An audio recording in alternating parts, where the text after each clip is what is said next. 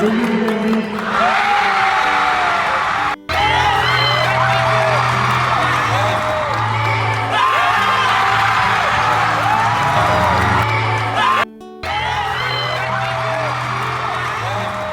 Colin nag-trending dahil sa proposal nito sa kanyang longtime girlfriend na si Pauline Redondo.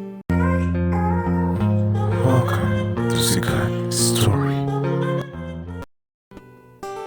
Sus Colin nag-trending dahil sa proposal nito sa kanyang longtime girlfriend na si Pauline Redondo.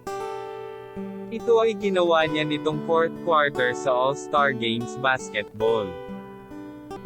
Si Sus Colin ay isang sikat na dancer, miyembro ng hashtag at dating PBB housemate. Si Pauline Redondo naman ay known showbiz girlfriend niya.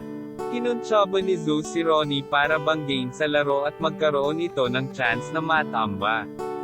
At dito ay umakting na nga si Zeus na nabalian siya. Para lumapit si Pauline. Kaya nagkagulo at nagpropose na nga itong si Zeus. Nagkakilala ni Zeus at kanyang girlfriend ay sa restaurant, kung saan may isang fan siya na nagpa-picture sa kanya at kasama si Pauline. At doon siya na love at first sight. Nagkaroon siya ng chance kay Pauline dahil binangit nga ng pinsan niya na ito ay single. Kaya nagkaroon ng pagkakataon na kunin ang Instagram at Facebook name. At doon na nagsimula ang kanila love story.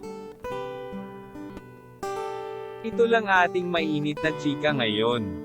Halina't like, share and subscribe. Thank you.